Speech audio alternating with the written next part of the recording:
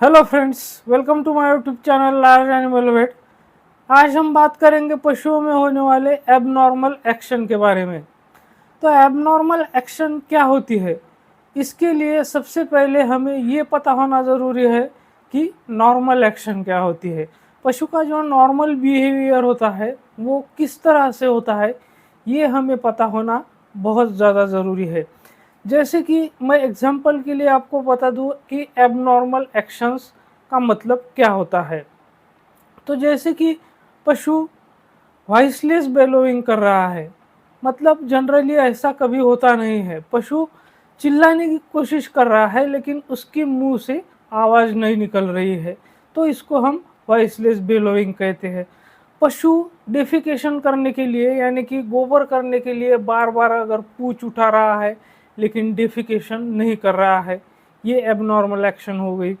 पशु कहीं पर एक्सेसिव लीकिंग कर रहा है किसी वाल को या फिर मिट्टी को या फिर एबनॉर्मल चीज़ें खा रहा है, तो ये हो गई एबनॉर्मल एक्शन। तो ऐसे पशु में जो एबनॉर्मल एक्शंस होते हैं, तो कौन सी डिफिशियंसी में या कौन सी डिसीज कंडीशन में किस तरह के एबनॉर्मल एक्शंस हमें पशुओं में देखने को मिलते हैं, तो इस विषय पर आज हम विस्तार से चर्चा करेंगे। लेकिन उससे पहले अगर आप मेरे चैनल से नए जुड़े हैं या अभी तक आपने मेरा चैनल सब्सक्राइब नहीं किया है, तो प्लीज़ मेरे चैनल को लाइक शेयर और सब्सक्राइब करें। साथ में बेल वाला आइकन दबाकर ऑल वाला ऑप्शन भी चुनें, ताकि भविष्य में आने वाली हर वीडियो की नोटिफिकेशन आपको समय समय पर मिलती रहे।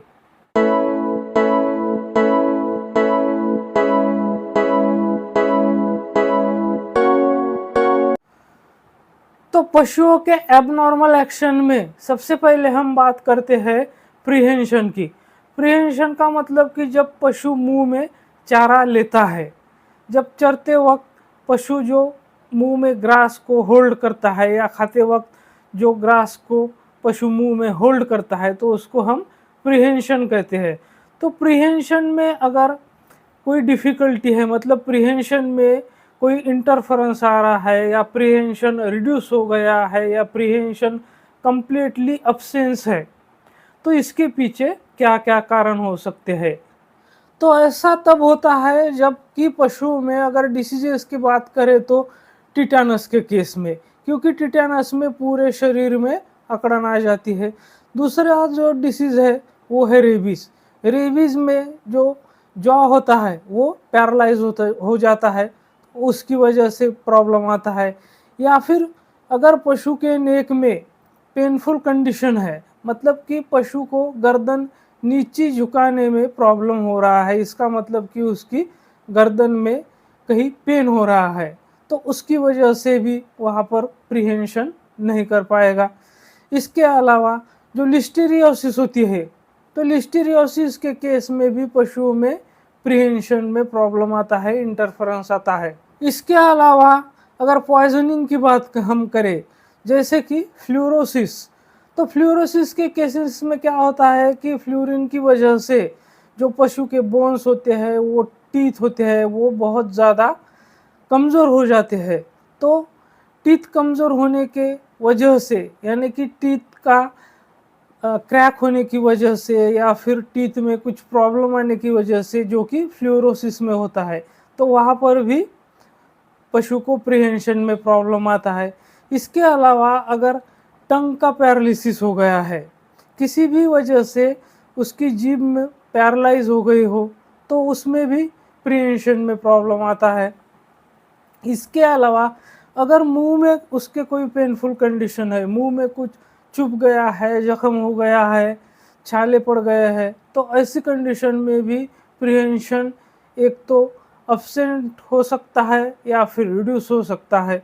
और इसके अलावा और जो एक कारण है, वो अगर पशु के जॉ में प्रॉब्लम है, तो पशु के जॉ में प्रॉब्लम कौन सी कंडीशन में होती है, तो ओस्टियोमाइलाइटिस नाम की जो कंडीशन होती है, तो उसमें पशु के जॉ में कंडीशन होती है, तो उसकी वजह से भी पशु को प्रिहेंशन में प्रॉब्लम आती है। तो पहला जो हमारा पॉइंट था प्रिहेंशन का, तो दूसरे पॉइंट पर हम बात करते हैं मास्टिकेशन की। मास्टिकेशन का मतलब होता है पशु जो घास यानी कि जो चारा खाता है और उसको जो चबाता है तो उसको हम मास्टिकेशन बोलते हैं। प्रीहेंशन जो होता है वो मुंह में लेने का जो प्रोसेस होता है ग्रास को, तो वो प्रीहेंशन हो गया, और चबाने का जो प्रोसेस होता है वो मास्टिकेशन हो गया। तो मास्टिकेशन के केसेस में अगर वहाँ पर मास्टिकेशन एब्सेंट है या फिर रिड्यूस हो गया है तो वहाँ पर उसके क्या कारण हो सकते हैं। तो अगर पशु को मास्टिकेशन में प्रॉब्लम आ रहा है, मतलब मास्टिकेशन या तो एब्सेंट है या फिर रिड्यूस हो गया है, तो उसके पीछे जो कारण हो सकते हैं तो वहाँ पर सिर्फ दो कारण हो सकते हैं। एक के तो उसके टूथ में कोई एबनॉर्मेलिटी है, मतलब कि जैसे कि वहाँ पर फ्लूरोसिस कंडीशन भी हो सकती है, या फिर उसका टीथ जो है उसमें कुछ भी प्रॉब्लम हो सकता है। तो उसके लिए हमें उसका जो माउथ है उसको केयरफुली एग्जामिन करना होगा। तो ये एक कंडीशन है टूथ एबनॉर्मेलिटी की, और दूसरी कंडीशन है कि उसके मुंह के अंदर कोई प्रॉब्लम है। जैसे कि प्रीहेंशन के केसेस में मैंने बताया था कि उसके मुंह में छाले हो सकते हैं, जख्म हो सकता है, कोई फॉरेन बॉडी हो सकती है। तो इसकी वजह से मास्टिकेशन या तो रिड्यूस हो सकता है या फिर अब्सेंट हो सकता है। तो अब हम बात करते हैं पाइका के बारे में, जिसे हम एबनॉर्मल एपेटाइट या डिप्रेव्ड एपेटाइट कहते हैं। तो पाइका कंडीशन जो है, तो सबसे पहला जो कारण हमें सबको पता है कि पाइका जो है वो फास्फोरस की डिफिशियंसी की वजह से होता है। लेकिन जो मिनरल्स है उनमें सिर्फ फास्फोरस की डिफिशियंसी की वजह से ही पाइका कंडीशन पशुओं में नहीं होती है। इसके अलावा भी बहुत सारे मिनरल्स है जिसकी डिफिशियंसी की वजह से पशुओं में पाइका कंडीशन होती है। तो उसमें जैसे कि कॉपर है, कोबाल्ट है, सोडियम क्लोराइड है। तो ये जो मिनरल्स होते हैं तो इनकी डिफिशियंसी की वजह से भी पशुओं में पाइका कंडीशन हमें देखने को मिलती है। इसके अलावा पशुओं में अगर एंडोपैरासाइट्स है, यानी कि जो इंटरनल वर्म्स होते हैं पशु के बॉडी के अंदर, तो एंडोपैरासाइट की वजह से भी पशुओं में पाइका कंडीशन होती है। इस बात का भी हमें ध्यान रखना है। इसके अलावा अगर गैस्ट्राइटिस का केस है तो गैस्ट्राइटिस के केस में भी पशुओं में हमें पाइका कंडीशन देखने को मिलती है। और अगर हम बात करें दूसरे डिसीजेस की, जैसे कि मेटाबॉलिक डिसीजेस की, तो खास करके जो कीटोसिस होता है, तो कीटोसिस के केस में भी हमें पशुओं में एबनॉर्मल एपेटाइट देखने को मिलता है। तो अब हम बात करते हैं कर्ड ड्रॉपिंग की, यानी कि पशु जब जुगाली कर रहा होता है तो उसका जो मुंह में बोलस होता है वो अगर नीचे गिर जाता है तो उसे हम कर्ड ड्रॉपिंग कहते हैं। मतलब जो खाना पशु रीमास्टिकेशन के लिए बाहर निकालता है और वो नीचे फेंक देता है या गिर जाता है, तो ऐसा हमें कब देखने को मिलता है। तो अगर मुंह में कोई पेनफुल कंडीशन है, कोई फॉरेन बॉडी है, तो उस कंडीशन में भी ऐसा होता है। अगर टूथ में कोई उसके एबनॉर्मेलिटी है तो उस कंडीशन में भी ऐसा होता है। इसके अलावा अगर फेरेंजियल पैरालिसिस है, पशु में जो फेरिंग्स होता है उसमें अगर पैरालिसिस हो गया है तो उस कंडीशन में भी कर्ड ड्रॉपिंग का प्रॉब्लम हमें पशुओं में देखने को मिलता है। तो अब हम बात करते हैं डिस्फेजिया के बारे में। तो डिस्फेजिया का मतलब होता है डिफ़िकल्टी इन स्वॉलोइंग, मतलब कि पशु को निगलने में परेशानी हो रही है, निगलने में तकलीफ हो रही है, उसे पेन हो रहा है, तो उसे हम डिस्फेजिया कहते हैं। तो ये कंडीशन यानी कि डिस्फेजिया हमें पशुओं में कौन सी कंडीशन में या डिसीज में देखने को मिलता है। तो जैसे कि फेरिंजाइटिस है, यानी कि उसके फेरिंग्स का इन्फ्लामेशन है, या फिर इसोफेगाइटिस है। उसके बाद अगर काफ की हम बात करें तो काफ डिप्थीरिया है, और अगर हॉर्सेस की बात करें तो हॉर्सेस में स्ट्रैंगल जो डिसीज़ है। तो इन कंडीशन में हमें डिस्फेजिया देखने को मिलता है। तो अगली जो कंडीशन है तो उसमें पशु जैसे ही निगलने की कोशिश करता है तो वो कफिंग करता है, मतलब कि उसे खांसी आ जाती है, और जो फीड है, खाना है, वो नॉस्ट्रिल्स के थ्रू या फिर मुंह के थ्रू बाहर फेंका जाता है। तो ऐसा हमें किस कंडीशन में देखने को मिलता है। तो ये कंडीशन अगर हमें पशुओं में देखने को मिलती है तो यहाँ पर कंप्लीट इसोफेजियल या फिर फेरेंजियल ऑब्स्ट्रक्शन हो सकता है। इसके अलावा यहाँ पर जो है फेरेंजियल पैरालिसिस भी हो सकता है। अब हम बात करते हैं कि पशुओं में अगर एक्सेसिव लीकिंग का प्रॉब्लम हमें देखने को मिलता है तो वो किस कंडीशन में देखने को मिलता है।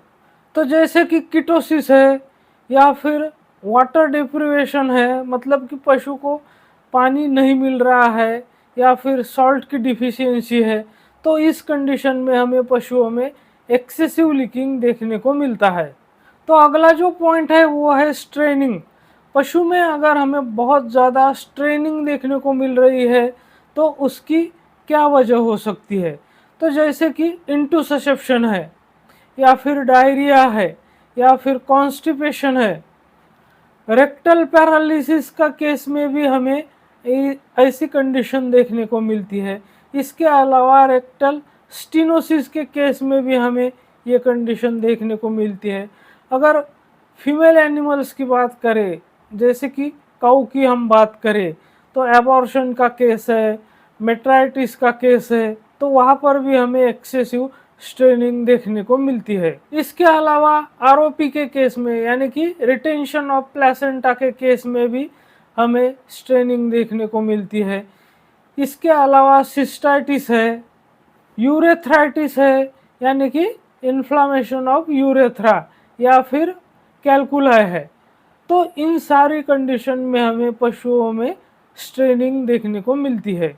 अगर पशु बार बार पूंछ उठा रहा है और लेकिन उसको डेफिकेशन नहीं हो रहा है, मतलब कि बार बार सिर्फ ऐसा एक्शन कर रहा है कि वो जैसे गोबर कर रहा है लेकिन गोबर बाहर नहीं आ रहा है, तो ऐसा हमें कौन सी कंडीशन में देखने को मिलता है। इंटेस्टाइनल ऑब्स्ट्रक्शन के केस में। अगर पशु बार बार किकिंग कर रहा है उसकी बेली की तरफ यानी कि पेट की तरफ बार बार लात मार रहा है पशु, तो ऐसा हमें देखने को मिलता है एक तो कोलिक के केस में या फिर यूरोलिथियासिस के केस में। अगर पशु में यूरिन की फ्रीक्वेंसी और वॉल्यूम इंक्रीज हो गया है, मतलब कि बार बार यूरिनेशन कर रहा है और उसका जो वॉल्यूम है, उसकी जो क्वांटिटी है यूरिन की वो बढ़ गई है, तो ऐसा हमें कौन सी कंडीशन में देखने को मिलता है। तो जैसे कि क्रॉनिक नेफ्रोसिस का केस है या फिर सोडियम डिफिशियंसी है, उस कंडीशन में भी हमें जो यूरिन की फ्रीक्वेंसी और वॉल्यूम है वो इंक्रीज मिल जाती है।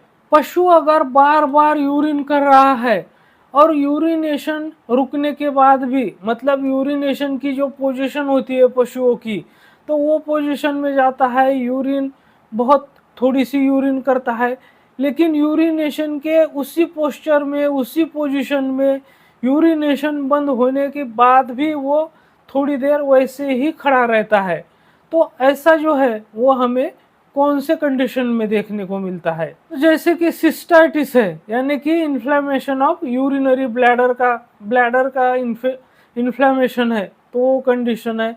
इसके अलावा यूरेथ्राइटिस है, यूरेथ्रा का इन्फ्लेमेशन है, या फिर यूरोलिथियासिस है, या फिर इसके अलावा एक पॉइजनिंग की कंडीशन भी है जो है ऑक्सैलेट पॉइजनिंग, तो उसमें भी ये कंडीशन हमें देखने को मिलती है।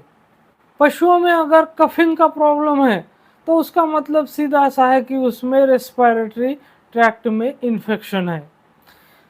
अगर पशु बार बार अपना जो हॉर्न है वो किसी ऑब्जेक्ट पर स्ट्राइक कर रहा है, मतलब कि हॉर्न को बार बार दीवार पर या किसी लकड़े पर मार रहा है, उसको घिस रहा है या पिछले पैर से उसको खुजाने की कोशिश कर रहा है, तो ये कंडीशन हमें देखने को मिलती है हॉर्न कैंसर के केसेस में। अगर पशुओं में वॉइसलेस बेलोइंग है, मतलब कि पशु चिल्लाने की कोशिश कर रहा है लेकिन उसकी आवाज़ नहीं निकल रही है, या फिर पशु में होर्स वॉइस है, तो ये कंडीशन हमें देखने को मिलती है रेबीज के केस में। अगर पशु में बार बार एवनिंग हमें देखने को मिल रही है, पशु बार बार मुंह फाड़ रहा है जिसे हम एवनिंग कहते हैं। तो ये कंडीशन हमें पशुओं में देखने को मिलती है हेपेटिक इनसफिशिएंसी के केस में, या फिर जो डाइजेस्टिव डिस्टर्बेंस होता है तो उस कंडीशन में। तो ये दो कंडीशन ऐसी है जिसमें हमें पशुओं में यावनिंग देखने को मिलती है। अगर पशुओं में परसिस्टेंट बेलोविंग है, मतलब पशु बार बार चिल्ला रहा है, तो ये कंडीशन हमें देखने को मिलती है एक तो रेबीज के केस में, या फिर कीटोसिस के केस में, या फिर कोलिक के केस में। तो कीटोसिस के केस में का मतलब है कि जो कीटोसिस का नर्वस फॉर्म होता है, तो जिसे हम नर्वस फॉर्म ऑफ कीटोसिस कहते हैं, तो उसी कंडीशन में हमें ये प्रॉब्लम पशुओं में देखने को मिलती है। तो ये सारा जो पॉइंट्स मैंने अभी बताए हैं, ये पशुओं के एबनॉर्मल एक्शंस है। तो इसके लिए सबसे पहले हमें ये जानना बहुत ज़रूरी है कि पशुओं की नॉर्मल एक्शंस क्या होती है। तो ये वैसे भी ये जो एबनॉर्मल एक्शंस मैंने जितने भी बताए हैं, तो वो किस कंडीशन में या फिर किस डिफिशियंसी में या फिर किस डिसीजेस में होते हैं, तो ये डायग्नोसिस के लिए बहुत ज़्यादा इम्पॉर्टेंट है। तो इस वीडियो से हमें डायग्नोसिस में बहुत सारी मदद मिल सकती है। तो मेरे साथ बने रहने के लिए आपका बहुत बहुत धन्यवाद।